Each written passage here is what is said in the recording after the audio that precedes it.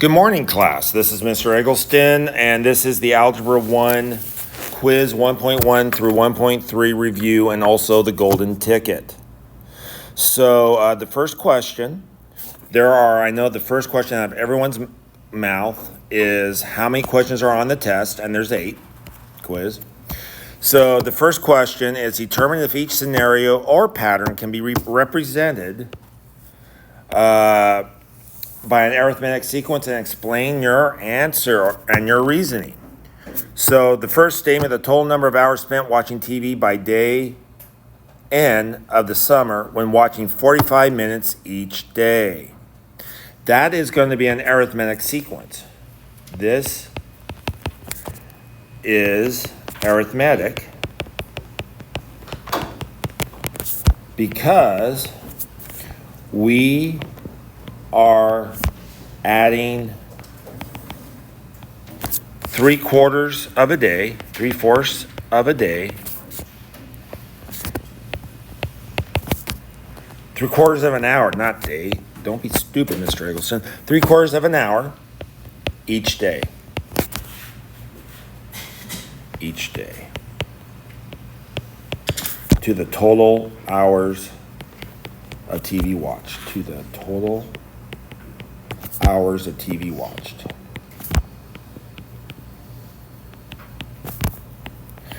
I want to give a special shout out to my first period class for being quiet during this time. So they're letting me record this so I can get it to you today. Sooner the better, so you'll have plenty of time to review for your test. Your test will be Tuesday, and we're not here Monday. Okay. B, the number sequence -13, -19, -25, and so forth. So each time we are subtracting 6, I believe, if my brain's working right, and we are. So we have a constant difference, a common difference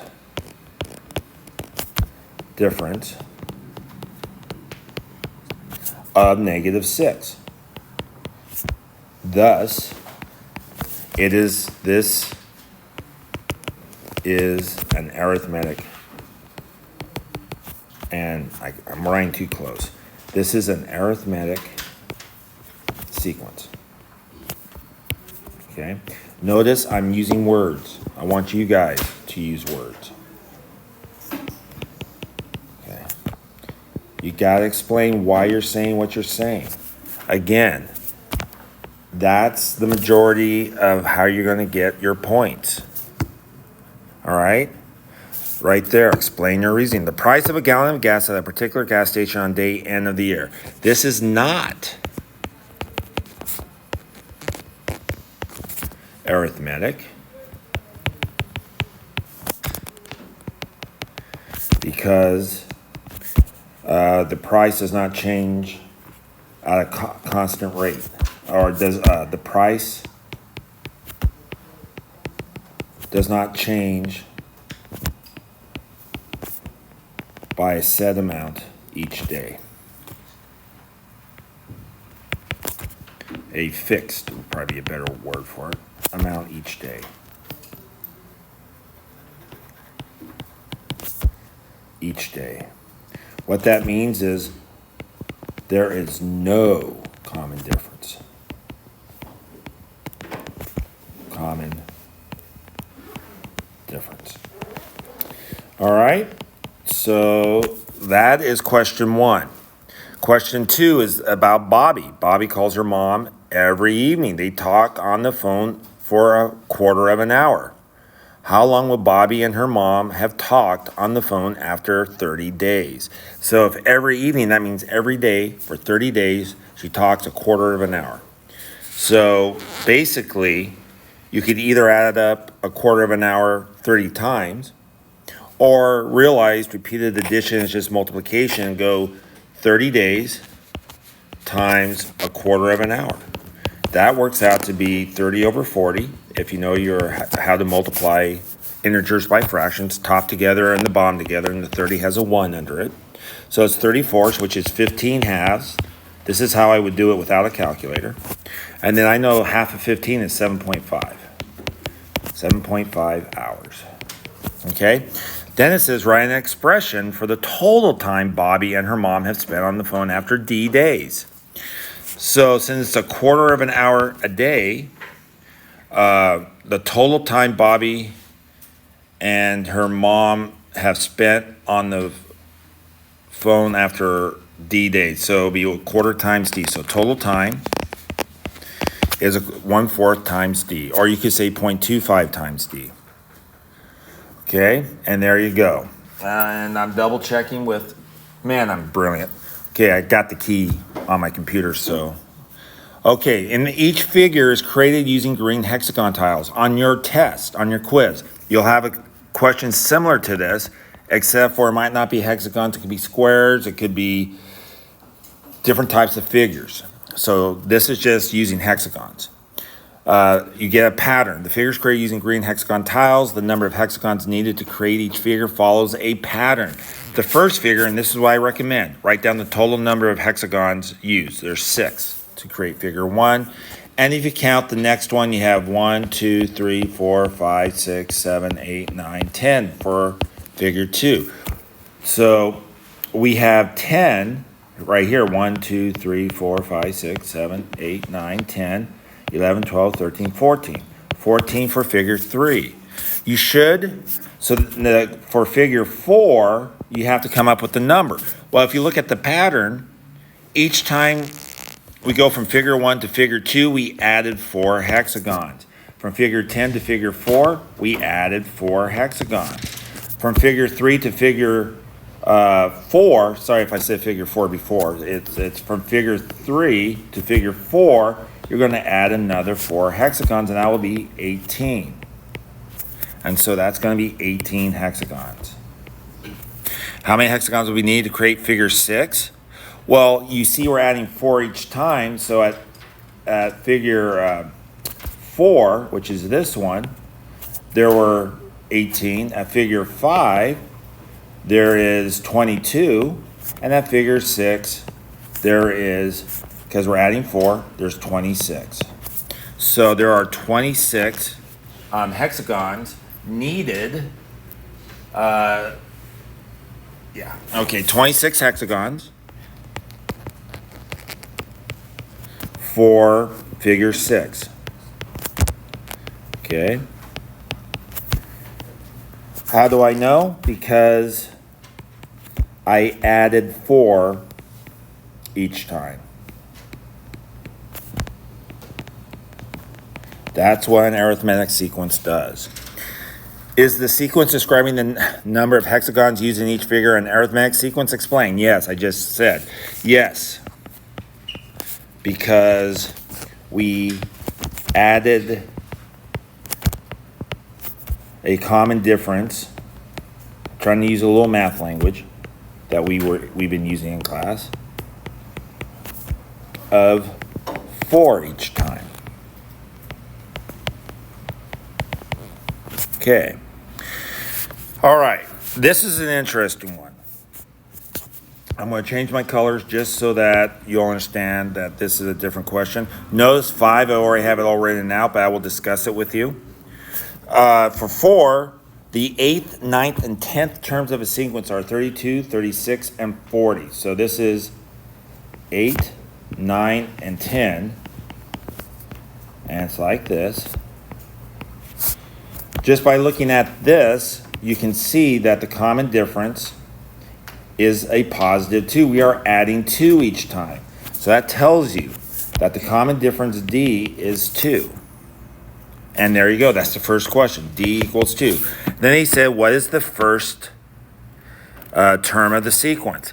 Well, if you think about it, we're subtracting 2 from 40 each time we go down, and that's the 10th term. So this is, let me just write this. This is the 9th, 8th, 7th, 6th, 5, 4, 3, 2, and 1. And you see, to go from 10 to 9, that's 1, to 8, to 7, to 6, to 5, to 4, to 3, to 1, to 0, to 1.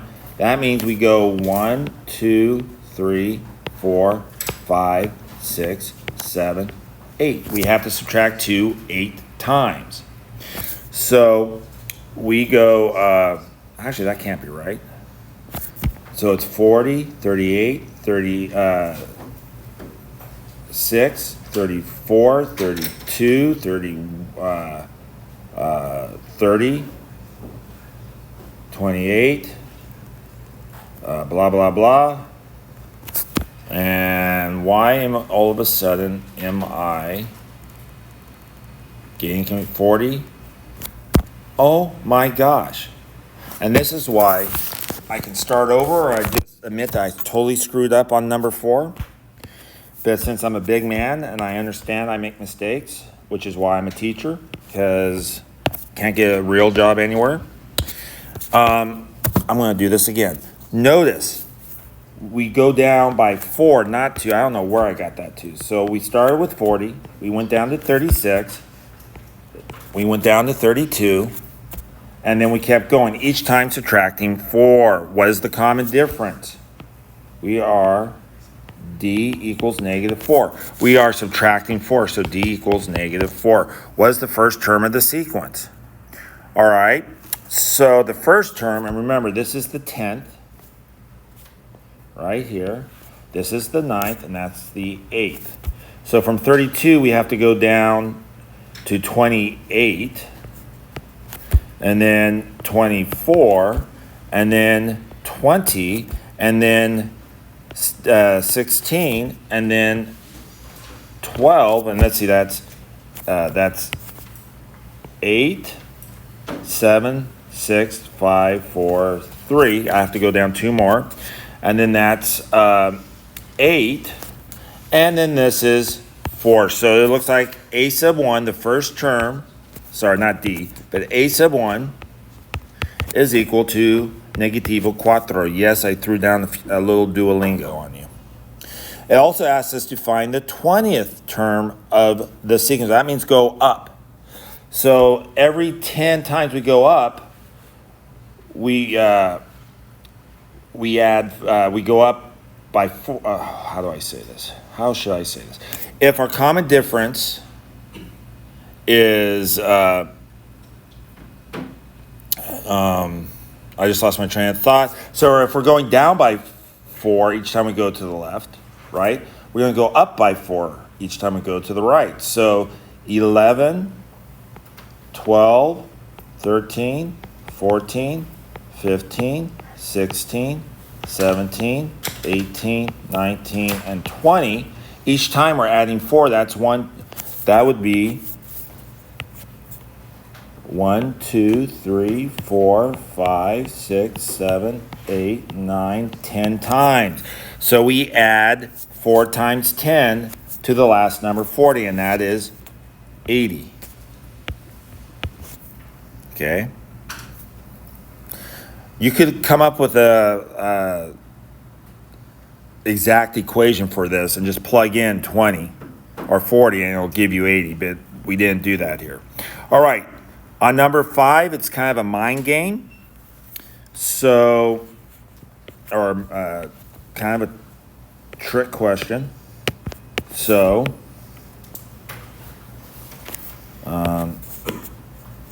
sorry, just want to, okay. So, it's talking about a grocery bag contains some apples, milk, and bread. So you got 3 things. There are 4 times as many apples as gallons of milk. There is 1 less loaf of bread than the number of gallons of milk. So the first 2 things are related to the gallons of milk. So I said let X equal gallons of milk. And then the number of apples is 4 times as many, and that's what this says. And then they go on and say there's 1 less loaf of bread than the number of gallons of milk, and B is loaves of bread, and so that'll be X minus 1. So the first A and B, apples and bread, are related to X, which is the gallons of milk. And by the way, that's what we want to know, how many gallons of milk are in the grocery bag. So, and then I took the last a little bit. There are 7 more apples, so apples equals 7 plus B. And then I just said, well, wait, B is X minus 1, so it's 7X, 7 plus, so 7 plus B is 7 plus X minus 1. Simplified is 6X minus 1. So now I have an expression for A, B, A and B, and if there are 7 more apples than loaves of bread. So we have everything in terms of X. So the main thing here is there are 4 times as many apples as gallons of milk. So they related apples to milk, and they also said there are 7 more apples than loaves of bread. So you can say this. Apples is 6x minus 1. Loaves of bread is x minus 1. Or apples is 4x. And then also apples is 6x minus 1. So we can set those two, 4x and 6x minus 1, are together. Why am I... Okay. Apples is 6 plus x. Apples is also 4x. And now she's going to interrupt me by asking me a question. Yes. I have a meeting with my counselor. I don't care. Did they send a slip for you? It's a Gmail. That Gmail doesn't... Yeah, you can go. Of course you can go. I don't want to stand between you and your counselor. You need a lot of counseling dealing with your brother. Okay. He didn't even listen. I don't think he heard. Sorry about the interruption, class. So regardless, you end up with an expression that says apples is 4x. And you can also say, since there are 7 more apples than loaves of bread, you can say A equals 7 plus B. And you also know that B is x minus 1. So when you go 7 plus x minus 1, that's what this is. That gives you 6x minus 1. And so we set 4x equal to 6x minus 1. And you solve that. Anyway, you get this. Then you get this. And then you get x equals 2 gallons of milk. Now that's writing equations and solving the equation. You could also just think it out. And that's a little bit rougher for me. I'm more of an equation kind of guy. Okay, the next thing, number 6. Also, I have this all written out because it was a little tricky. The pattern in the sequence continues indefinitely. So you have 1, 2, 2, 3, 3, 3, 4, 4, 4, 4, 5, 5, 5, 5, and so forth. Each number is repeated the number of times the number is. So 1 is repeated once, 2 is repeated twice, 3 is 3 times, 4 is 4 times, 5 is 5 times, and so forth. If the first 21 terms are added together, what is the total? What is the total? Well, we know 1 is added 1 time, 2 is added 2 times, 3 3 times, 4 4 times, 5 5 times, 6 6 times. That will add up to 21 terms. Because you add 1 plus 2 is 3, plus 3 is 6, plus 4 is 10, plus 5 is 15, plus 6 is 21. So, if you look over here, this is 1 times 1 is 1, 2 times 2 is 4, 3 times 3 is 9, 4 times 4 is 16, 5 times 5 is 25, and 6 times 6 is 36. I add those numbers up, and that's going to be 1 plus 4 is 5, 9 is 14, 6 is 20, plus 10 is 30, 55, 85 plus 6 is 91, and the answer is 91. It's amazing.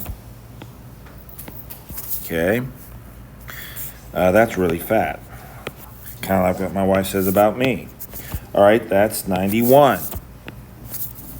All right, and I checked, and that's what the answer key says. Okay, the pattern shown continues indefinitely. Find the 50th term. Notice the pattern repeats itself after every 4 go-arounds, right? It's to the right, the arrow points right, points down, points left, and then back to right. So after every 4,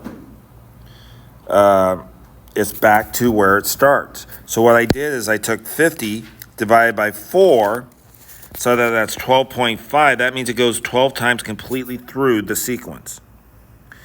And then you go 0.5 is halfway through the pattern again. Halfway through from 1 through 4 is 2, and that's the symbol. That's how I figured it out. The final question is fairly straightforward. They give you a table with values. Notice the x values are going up by 1. Notice the y values are going down by 1. So they said, write an equation. Well, you know that you can go y equals, or y minus y naught. See, I'm using the equations we haven't done yet. Don't want to do that. All right, so if you think about it, it's going to be y equals 7 minus 6, because 7 is when x is 0. That's what we have. So when x is 0, this thing's gone. And then you notice that as x increases, the output decreases. So if x is 1, we should have 6. And so if y equals 7 minus x is your equation, that gives it to you. When x is -1, you put -1 in. You'd have to know when you subtract a negative, you add. So 7 minus a -1 is 7 plus 1 gives you 8. It matches the values up here. So that's the equation. All right, there you go. I hope that helped. I will hopefully be able to upload this to YouTube and put it on Google Classroom. Have a great day. Bye-bye.